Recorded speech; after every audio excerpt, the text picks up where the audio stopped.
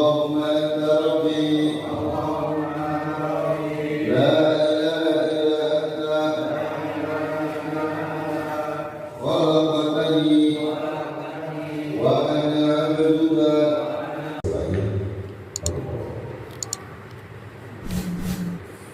Barulah ketika itu semua orang-orang yang minta kepada Allah, manusia-manusia yang takabur, manusia-manusia yang menentang Allah, mohon minta nyesel mereka. Baru mereka mengatakan ya laitani ya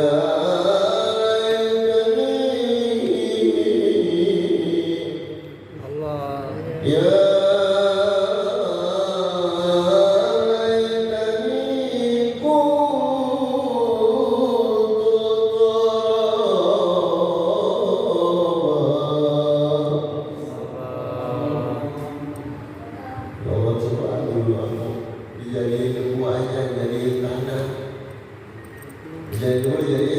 jadi tanah yang masuk neraka hingga disiksa seperti hingga disiksa seperti ini.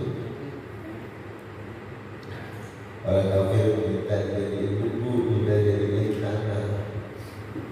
Makanya berapa banyak orang kafir yang mati dikremasi. Nanti apa ya? Kremasi, dibakar, dijadiin debu jadi masukin ples. Jadi masukin kendi, dibuang di lautan. Biarlah mereka bersenang-senang, bercengkrama dengan ikan-ikan hiu, ikan-ikan paus di laut sana. Jangan kau usik kegembiraan mereka, dibuang di lautan. Ya,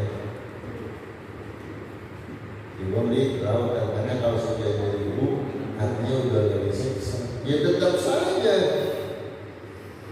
saja jasad yang dibakar menjadi debu lalu dibuang ke segala arah. Tetap saja jasad itu adalah jasad insan, jasad manusia. Ada satu titik tulang yang tidak akan pernah hancur dan tidak akan pernah jadi debu. Yaitu tulang pinggir manusia. Tulang pinggir manusia itu yang dijadikan sebagai sebuah bibit akan dibangkitkan dari manusia di alamul barzakh.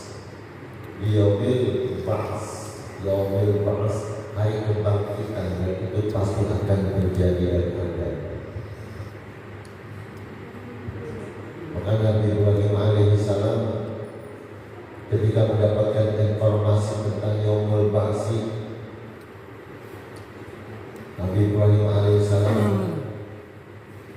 mengadukan halnya kepada Allah, minta kepada Allah Subhanahu wa ta'ala untuk dapat ditujukan di hadapannya.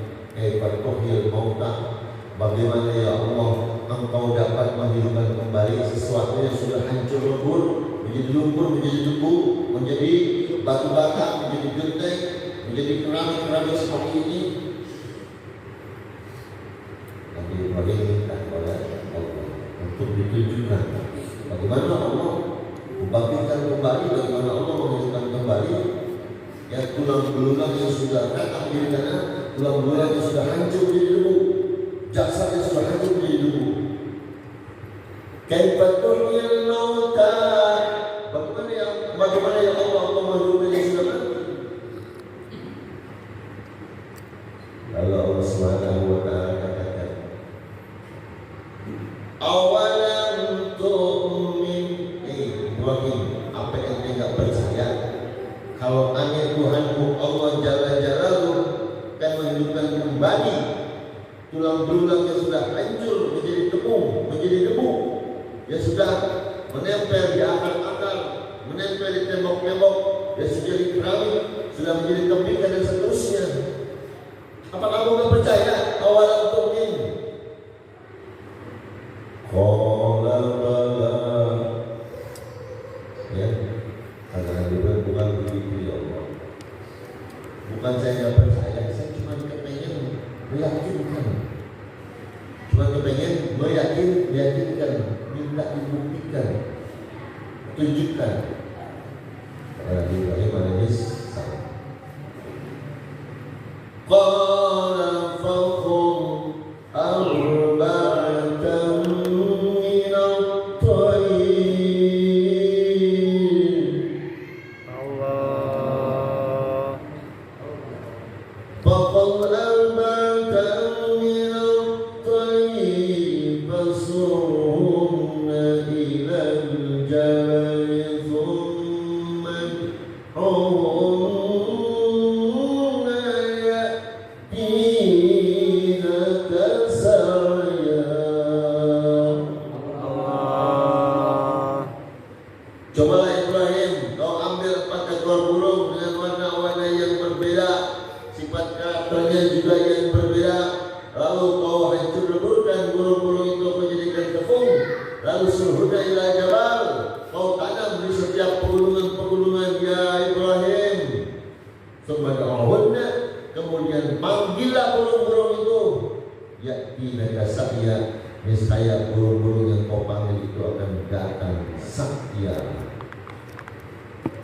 berputar-putar mengelilingi.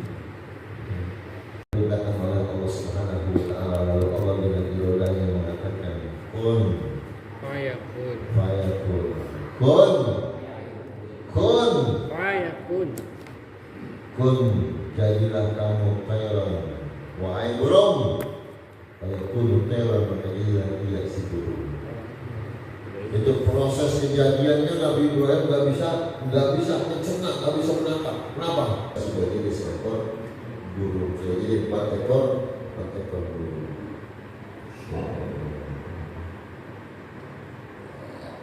Ya.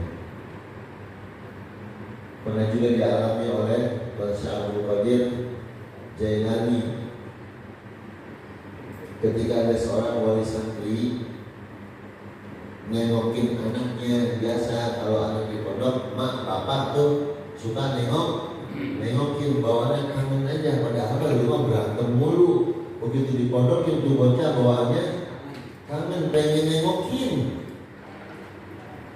Begitu si orang tua, si wali santri nengokin anaknya di pondok pesantren Tuan Syekh Abdul Qadir Jailani, itu anak pada ngeriung, lagi pada makan nasi doangan sama ikan gesek, nasi ama jadi makan. Itu si santri badannya udah pada kuning langsat, udah pada kuning.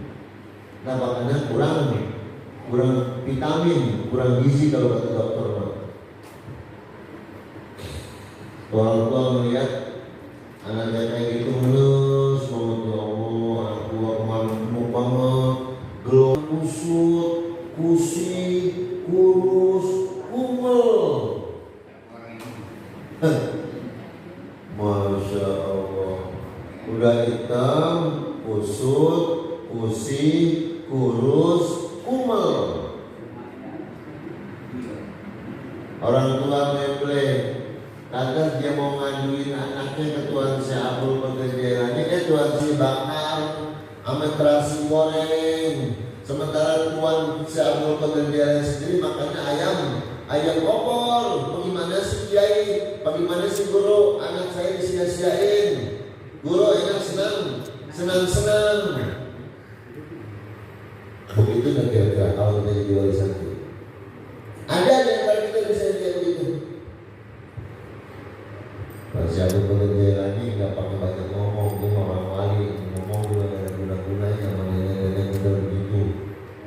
Sama wali santri cewek model begitu. Itu ayam yang udah tinggal tulang doang dikumpulin, tulang dijadiin satu lagi. Hei, ayam jago, asalnya ente ayam jago, kembalilah ente menjadi ayam jago. Pun fayakun. Secepat kilat, bergeser berebet, jadi itu ayam jago. Atas pokok, bukannya bukan gitu kan? Ya, pokok La ilaha illallah, la ilaha illallah, Muhammadur Rasulullah. Tuan Syekh Abdul Qadir Waliullah, la ilaha illallah, Muhammadur Rasulullah. Tuan Syekh Abdul Qadir Waliullah.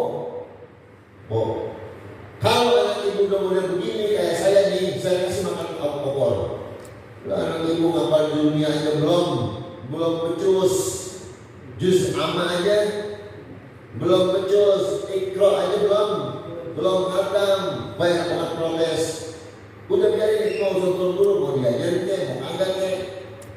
Urusan tuan dulu mau dikasih makan kiong kek, mau dikasih makan kicot kek. Udah tunjuk aja, biar mau jadi orang tua. Udah ada koman, ngomongin aja jam protes mulu, kritik mulu. Itu urusan tuan dulu. Kalau anak ibu, anak bapak udah kayak udah begini nih, ya udah bisa ngumpulin tulang belulang, lantas berdoa mohon menjadi kepada Allah, itu si tulang belulang yang asalnya ayam menjadi ayam, baru orang bisa kasih makan ayam opor. Makanya kalau pesantren zaman dulu mah bukan dulu jadi anak diajarin prihatin, diajarin prihatin, bajunya kumal. Ya bocah sekarang mah handphonenya aja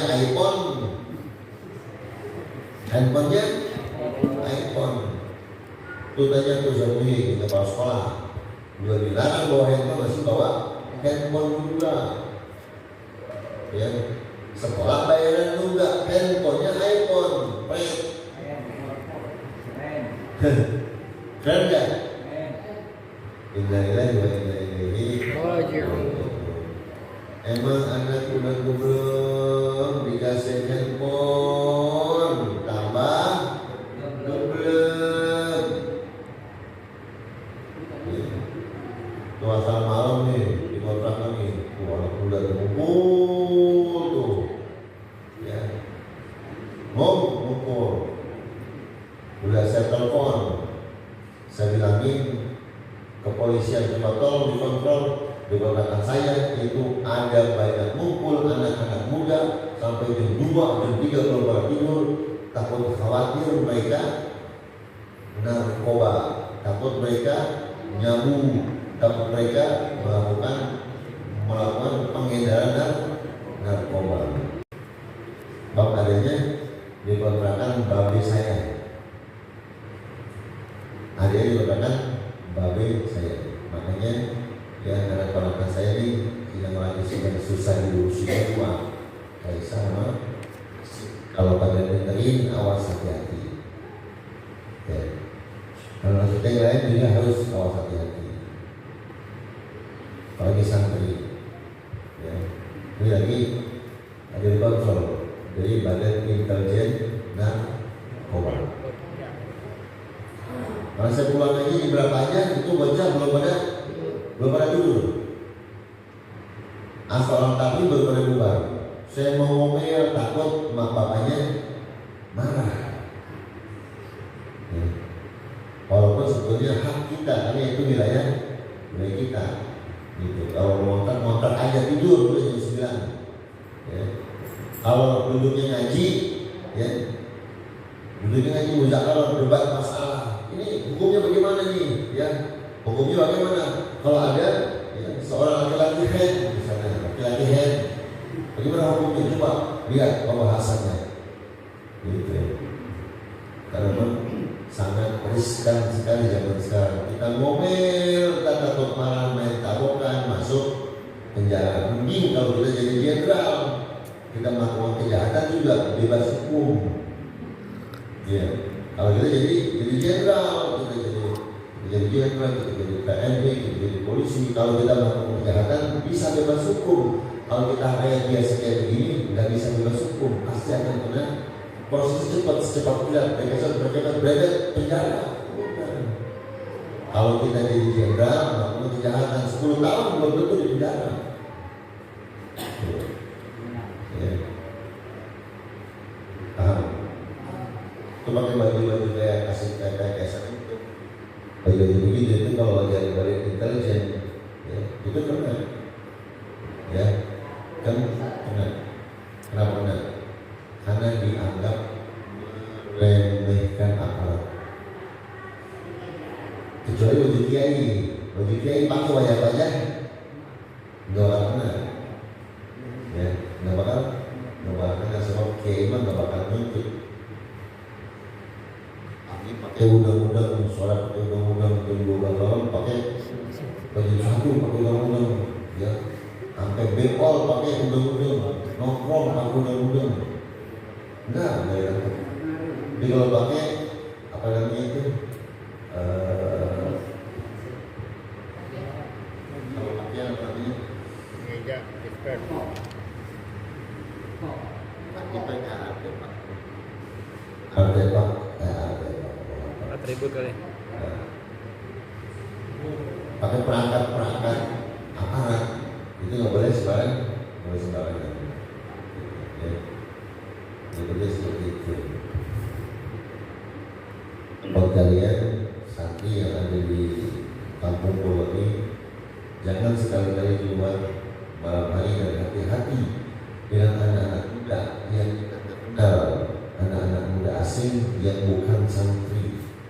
Dikasih permen, dikasih pel, dikasih bodrek, dikasih, ya hati-hati, ya hati-hati.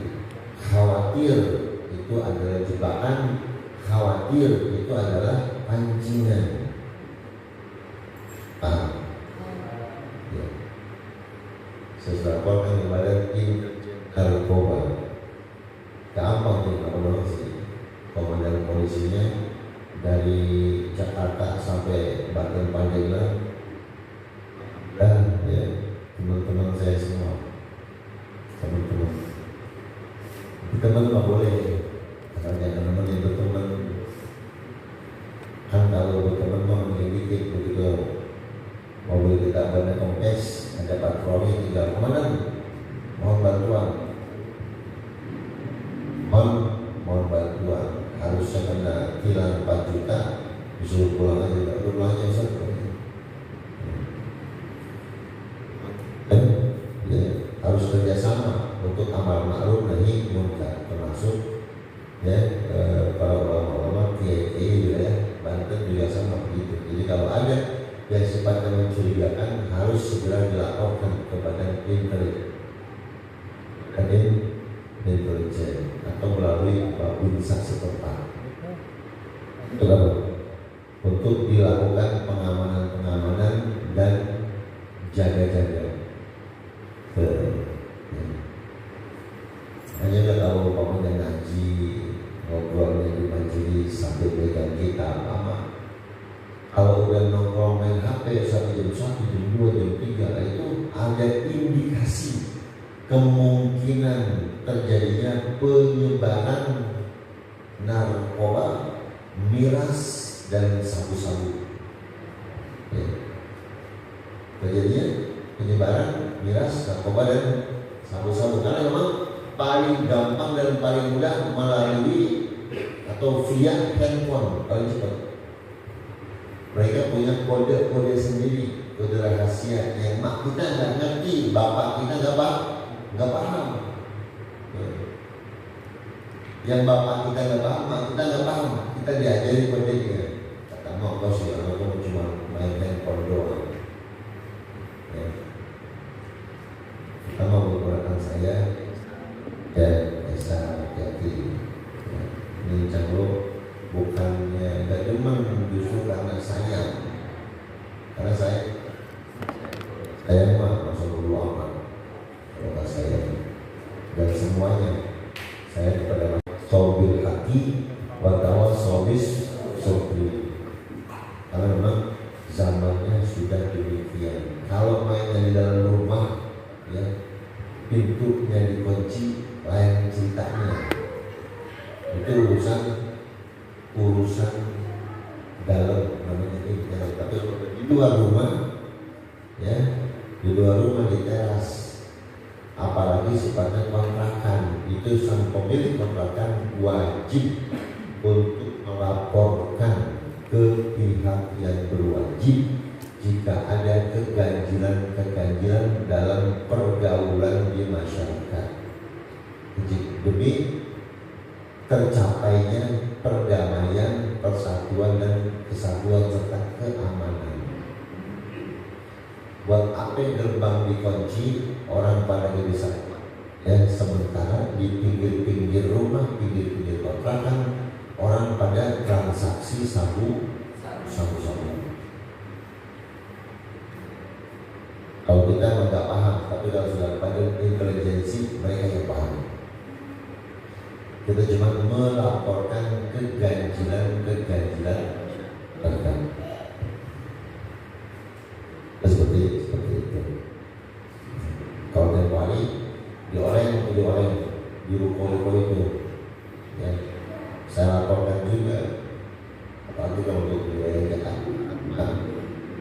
wilayah Jakarta Barat,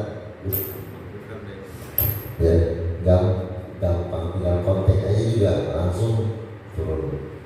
Dan alhamdulillah sekarang nggak lagi tempoh hari termasuk perawan juga di situ. Ya, kawan sekolah lagi jam 3, jam 2 masih seperti itu. Dijaga keamanan, kedamaian, ketentraman kampung kita masing-masing. Watawasau bil haqqi watawasau bis sabr. Kalau dibilangin marah, tapi jangan dibilangin, laporin aja. Laporin kemana? Kepada intelijensi narkoba Kota Tangerang di Tangerang, atau koordinasi dengan wilayah Jakarta Barat, karena kita berbatasan dengan Jakarta Barat. Sekarang kita mobil pada laku, mobil gak laku, mobil malah dikatain, ya, mobil malah dikatain. Sekarang mah badan-badan pihak-pihak yang berwajib lah yang melakukan semua proses itu. Paling kita mah kalau Komandan Batalion Kota Tangerang ya 153 ya, kontak di sini ada kejanggalan di RT 04 RW 04 coba tolong dipantau, Roger ganti begitu. Oh, dia tadi proses. Ya, karena saya juga begitu saya kenal nih anak saya tuh yang pada jam 2 jam 3 belum pada tidur di kontrakan tuh. Saya nggak tahu, nggak kenal saya siapa. Nah, saya nggak kenal, saya dibalik. Kalau anak Usuk saya kenal, kalau anak Nayono saya kenal, kalau anak adik saya kenal. Orang saya takut yang saya kenal anak Sambo, baru kayak apa begitu, paham tuh? Makanya kita kudu kembali kepada tadi itu apa Idul Iman. Insya Allah kalau apa Idul Iman sudah di dalam jiwa raga kita akan dijaga oleh Allah Subhanahu wa Ta'ala. Dan yang kaya hanya Allah, selain Allah tidak ada yang kaya. Allah kaya karena Allah Subhanahu wa Ta'ala munazzahun, ya. Allah Subhanahu wa Ta'ala tanazzuhu anil aghrab, munazzahun anil aghrab. Allah itu maha suci daripada mengambil faedah, mengambil manfaat, mengambil kesempatan dalam kesempitan, di dalam hukum-hukum yang Allah tetapkan, di dalam segala perbuatannya, ya, di dalam segala ketentuannya. Allah nggak mengambil faedah sama sekali. Allah nggak pernah mengambil keuntungan buat kita yang lagi pada nyanyi model kayak begini. Allah nggak ngambil keuntungan buat orang-orang yang rajin sholat. Allah nggak ngambil keuntungan buat orang-orang yang menunaikan zakat. Semuanya tidak diambil keuntungan sama sekali oleh Allah Subhanahu wa Ta'ala, karena Allah kaya daripada itu semua. Allah tetapkan hukum perdata, Allah tetapkan hukum pidana buat kelangsungan dan kenyamanan, keaslian, ketentraman, kedamaian kehidupan manusia. Allah tidak mengambil keuntungan dari hukum yang dibuat oleh Allah. Beda dengan urusan dunia, dengan manusia. Dalam urusan dunianya, manusia di anggota MPR DPR yang merumuskan hukum dan menetapkan hukum serta memutuskan sebuah perundang-undangan dibuat oleh mereka dalam rangka untuk mengambil keuntungan dari hukum itu. Misalnya hukum DLLAJ